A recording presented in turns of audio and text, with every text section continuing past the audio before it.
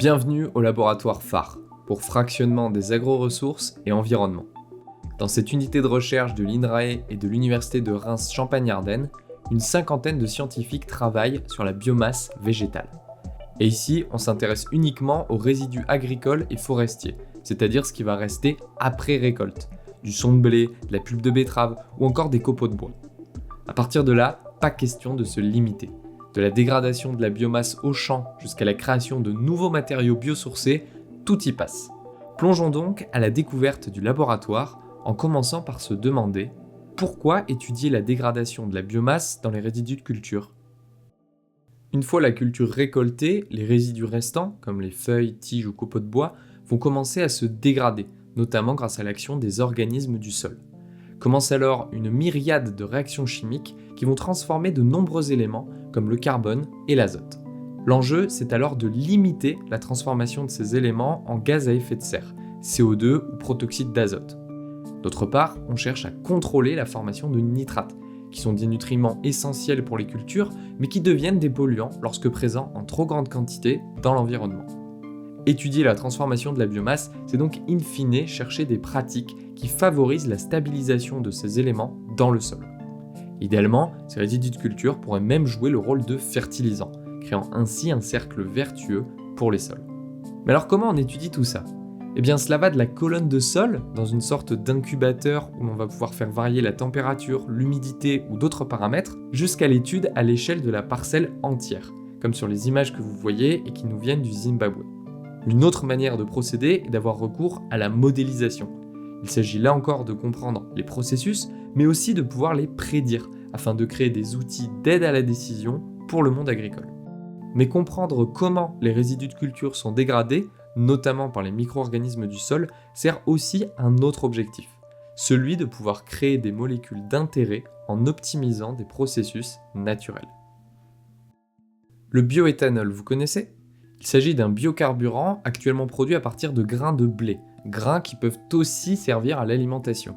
Or, au laboratoire phare, on ne cherche pas à faire concurrence à la production de ressources alimentaires, bien au contraire. Nos scientifiques travaillent par exemple à la production de bioéthanol à partir de résidus agricoles, comme le son de blé, c'est-à-dire l'enveloppe qui entoure le grain. À l'aide d'enzymes issus des micro-organismes qui vivent dans les sols, notre résidu de culture est alors converti en sirop de glucose qui sera ensuite donné en alimentation à des levures de boulanger, pour arriver au final à produire du bioéthanol. D'autres pistes sont aussi étudiées pour obtenir d'autres produits, comme par exemple des bioplastiques, et peuvent mettre en jeu tout type de micro-organismes, des levures comme on vient de le voir, mais aussi des champignons ou encore des bactéries. L'objectif est toujours le même, mimer et améliorer ce qui se passe déjà dans la nature. Depuis tout à l'heure, on parle de biomasse végétale, de résidus de culture et de comment étudier leur dégradation. Mais avant, pendant et après toutes ces étapes, il nous faut absolument connaître et caractériser notre biomasse. Pour ce faire, de nombreuses techniques sont employées au laboratoire phare, parmi lesquelles la microscopie. Une fois notre échantillon préparé, ici vous pouvez par exemple voir l'étape de découpe très fine à l'aide d'un microtome, il est temps de l'observer. Et là, il ne s'agit pas seulement d'observer nos échantillons en très très gros. Les microscopes modernes nous permettent, via des techniques très pointues, de mieux comprendre les processus de dégradation et permettent même de faire du suivi de celle-ci dans le temps. Maintenant que l'on connaît un peu mieux notre biomasse et les processus qui gouvernent sa dégradation, il est temps de franchir un cap et d'imaginer les matériaux de demain, en commençant par la plus petite échelle qui soit, l'échelle nanométrique. Avec toutes les techniques d'analyse à leur disposition, comme la microscopie que l'on vient de voir, nos scientifiques ont maintenant une connaissance assez fine des propriétés intrinsèques de notre biomasse végétale. Certaines molécules les intéressent tout particulièrement, comme la cellulose ou la lignine, qui présentent des propriétés toutes particulières. Appliquées en une très fine couche de quelques nanomètres, on est sur des objets environ 10 fois plus petits qu'un virus, ces molécules permettent de véritables petites révolutions. La cellulose est par exemple capable, si appliquée sur du verre, d'éliminer les reflets de celui-ci. La lignine, elle, peut apporter des propriétés antibactériennes lorsqu'appliquée sur un film d'emballage. Mais rien ne nous empêche de voir plus grand. Au-delà de leurs propriétés physico-chimiques, nos composés d'intérêt peuvent aussi servir à l'élaboration de matériaux composites de taille plus importante. Un avantage des fibres végétales, c'est leur légèreté.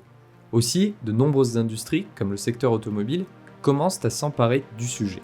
Les matériaux, dont certains composants venaient de l'industrie pétrolière, les plastiques en somme, cèdent ainsi peu à peu leur place à des assemblages, des composites à base de biomatériaux.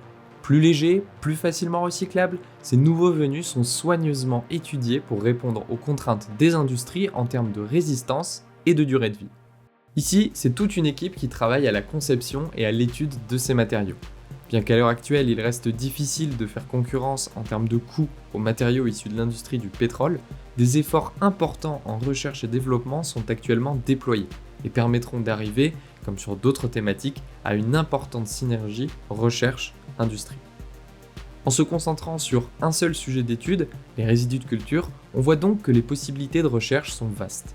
Arriver à une meilleure gestion du carbone renouvelable, optimiser des processus naturels, imaginer de nouveaux matériaux plus durables. Tels sont les objectifs du laboratoire phare qui espère ainsi contribuer au développement d'une bioéconomie soutenable pour le monde de demain.